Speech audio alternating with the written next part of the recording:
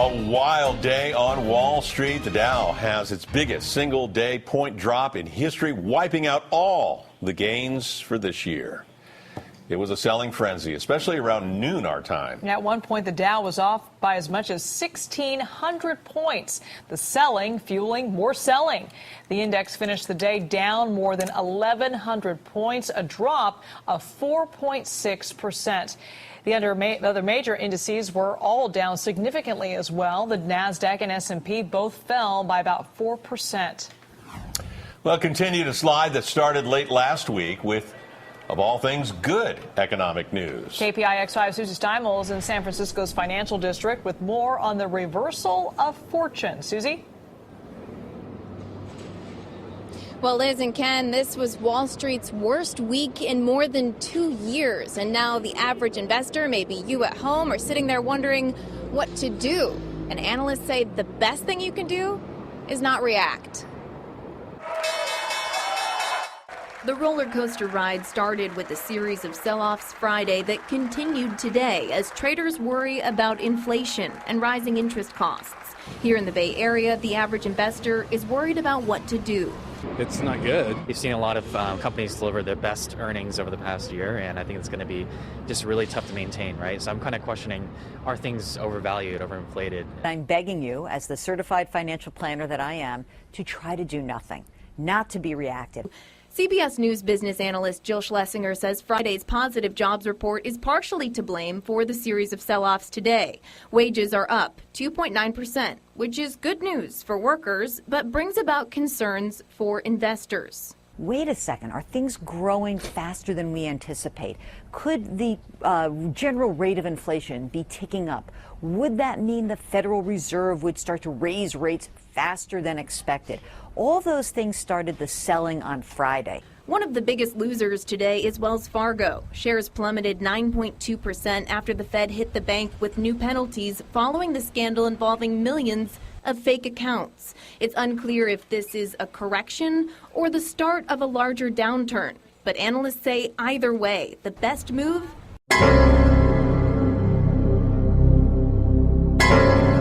That sense of there is no limit, and that all this expansion, this success, this elan, we're not really going to have to pay for it. Now, of course, that didn't turn out to be true. You could see the crash.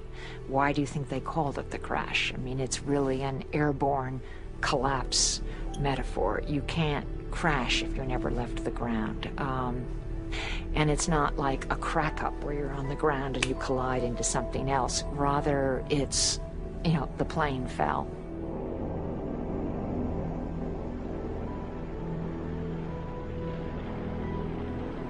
The 20s had been so prosperous in so many places, not in the countryside. The farming industry was in very bad shape in the 1920s. But certainly in the cities, it was very prosperous. People were making fortunes on the stock market. And then all of a sudden, poof, it went. I mean, economists, very serious economists, had been saying that we'd reached a new level, a new plateau of prosperity in this country, and we were never going to go back. And then the crash happened.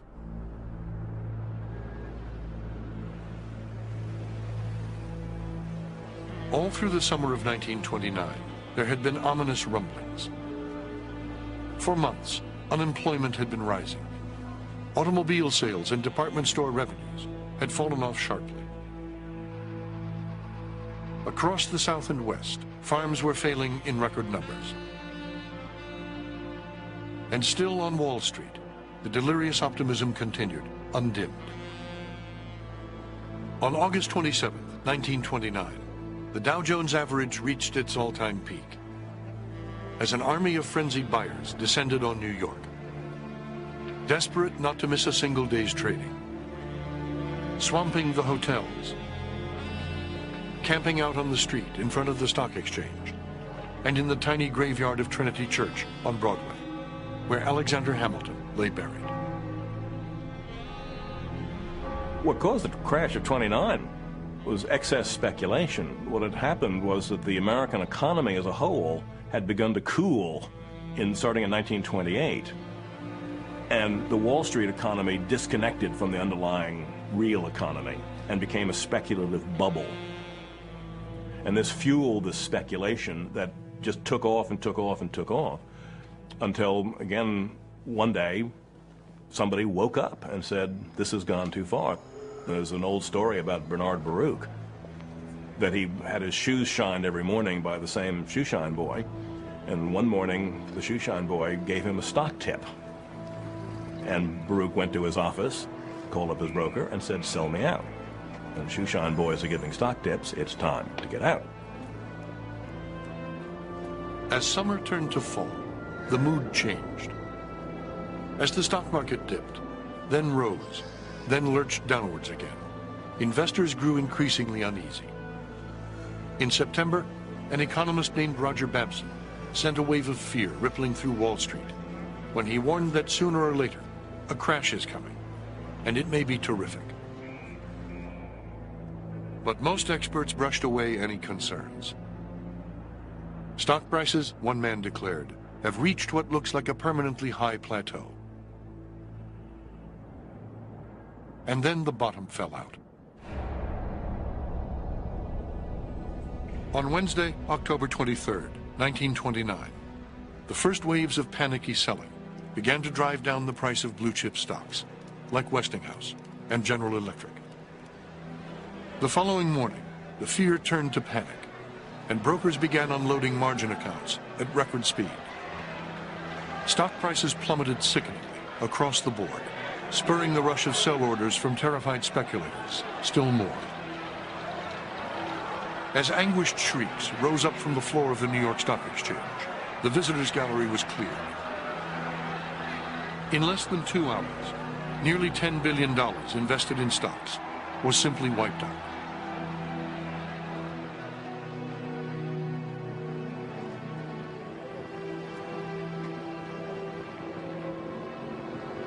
Outside on the street, crowds massed 6 deep in front of the stock exchange, while hundreds more stood in shocked silence on the steps of Federal Hall.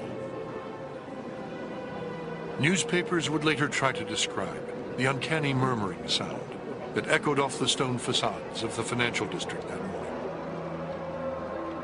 It was a collective moan of horror and grief and stunned disbelief, rising up from thousands of ruined, frightened men.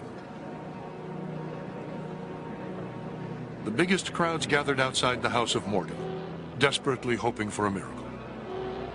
Cheers broke out when word came that a consortium of bankers had agreed to pump hundreds of millions of dollars into the stock exchange to shore up the faltering market. Word spread that once again, the day had been saved by the House of Morgan. But the day had not been saved. On Friday, with the market apparently stabilized, the banks withdrew their funds. The following Tuesday, October 29, 1929, known forever after as Black Tuesday, another tidal wave of selling hit the exchange, and this time, no one came to the rescue. Nothing could stop it, just people wanted out. And this was in the fall. Most crashes tend to be in the fall. And I think, again, it's human psychology. You tend to be more cautious in the fall. I mean, the speculations of summer that seem so brilliant, and suddenly when the chill winds of October come, you wonder if there's such a good idea, and you try to get out. Too many people do that at once, that it causes the market to drop, which causes more people to want to get out, and suddenly, the snowball rolls down the hill.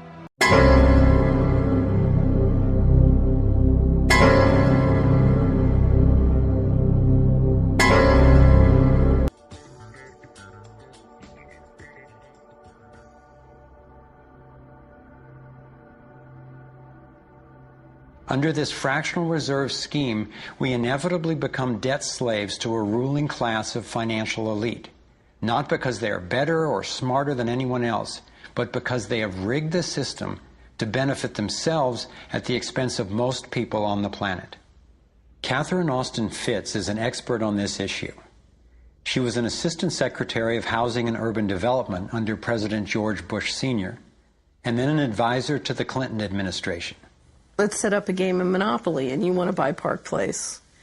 What I can continually do is just print money, give myself more money, lower the value of your money by printing more, no matter how hardworking you are or how successful you are, I can always end up buying you for free.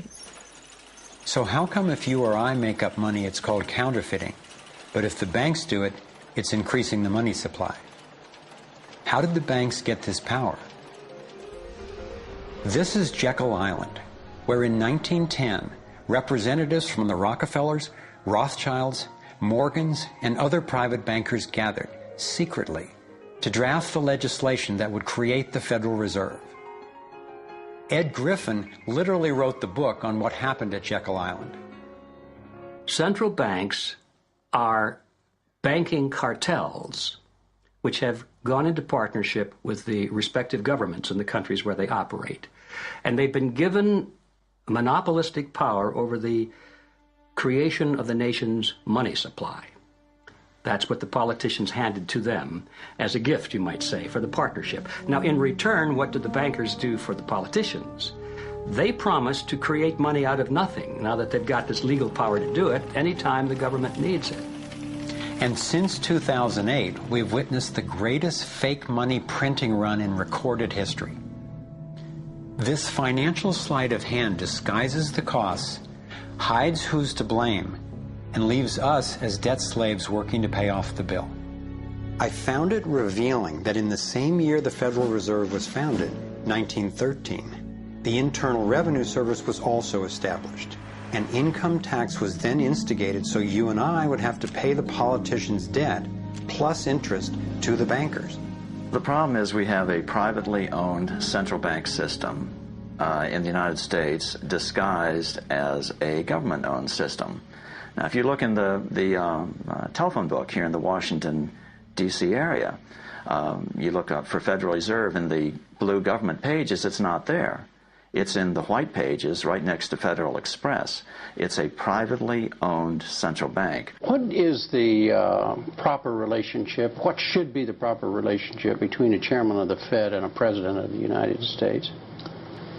Well, first of all, the Federal Reserve is an independent agency, and that means basically that there is no other agency of government which can overrule actions that we take. There is no other agency of government which can overrule actions that we take. We have a private bank that prints money on behalf of the Treasury. The Federal Reserve prints money on a debt-based system which creates scarcity. But it puts a group of insiders in a position of having access to all the data about the economy when we don't. So you have a small group of bankers who understand the data on how the money works in the economy, and it gives them the ability to print money in a way that the insiders are protected and everybody else is drained. Catherine went on to compare a healthy economy to a vibrant torus, balanced, freely flowing, and energized throughout, in contrast to what's happening in our current economy. What you have is a system that's very dynamic, and it's trying to optimize. But intertwined in the core of it, you have a tapeworm. The way a tapeworm works in your body is it injects a chemical into your body that makes you crave what's good for the tapeworm and bad for you. You have a parasite that's very much manipulating and engorging itself at the expense of the whole. We live in a tapeworm economy where the financial elite are the tapeworm and they're feeding on us. And they don't like it when people blow their cover. After Catherine began exposing government corruption at the highest levels, the FBI raided her company and seized its assets. She was dragged through the courts for 10 years before being found innocent.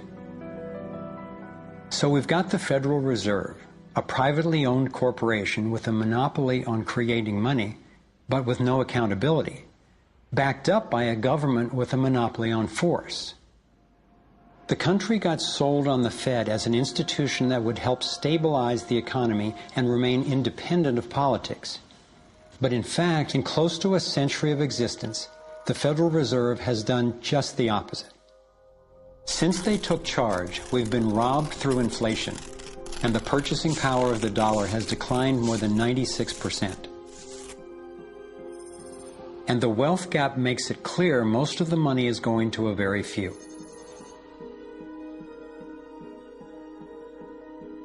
Only 16 years after the Federal Reserve was in power, America experienced the Great Depression. My research revealed that before the big crash in 1929, the elite bankers pulled their money out of the stock market. After the crash, they used that money to buy up cheap stocks and smaller failing banks for pennies on the dollar. Among the bankers who consolidated their wealth this way were the Rothschilds, Rockefellers, and Morgans. A similar scenario played out in the 2008 financial collapse, with the same bankers benefiting. In the years leading up to the collapse, the biggest banks, including Bank of America, Citigroup, and Chase, controlled by the Rothschilds, Rockefellers, and Morgans, were bundling and trading bad loans that they knew would eventually fail.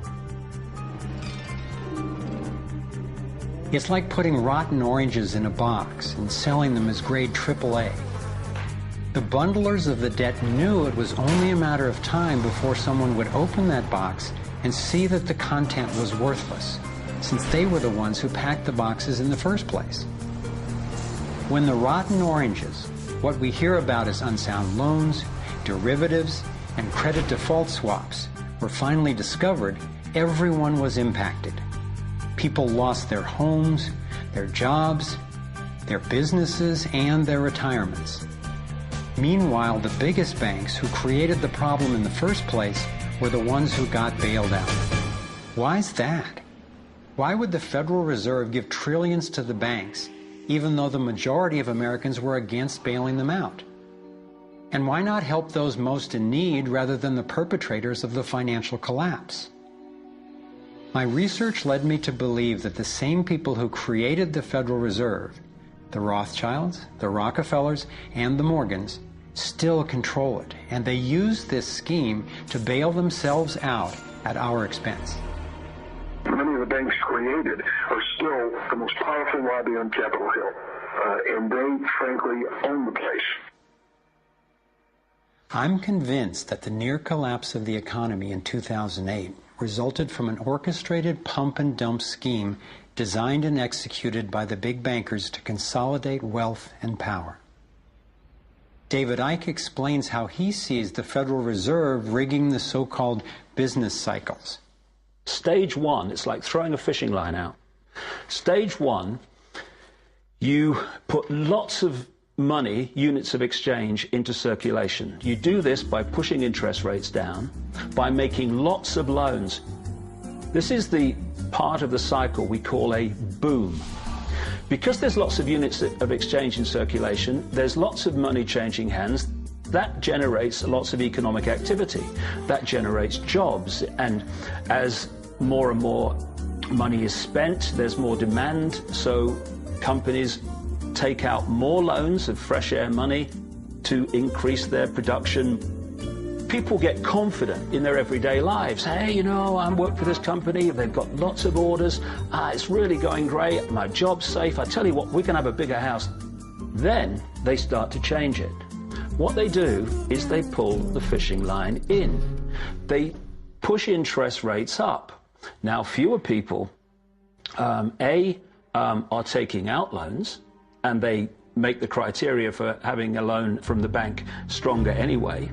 And also, now, as interest rates have gone up, a larger part of people's income is going to pay back the extra interest and not being circulated in buying things. Suddenly, there's nothing like as much money in circulation, and therefore, fewer things are being bought.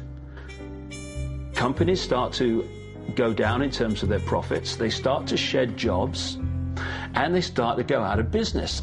People lose their jobs, they can't pay the mortgage anymore of the big house they took out in the good times. Now what the banks are doing is starting to reel the fishing line in, because as they go bankrupt, companies and individuals, the banks get the real wealth, the property, the land, the resources that they had signed to them for lending merely figures on a screen. Now this economic cycle of fishing line out, fishing line back, lots of units in circulation, pull them in, has been going on for centuries. And what it's done, it's stolen and accumulated the real wealth of the world in the hands of the few.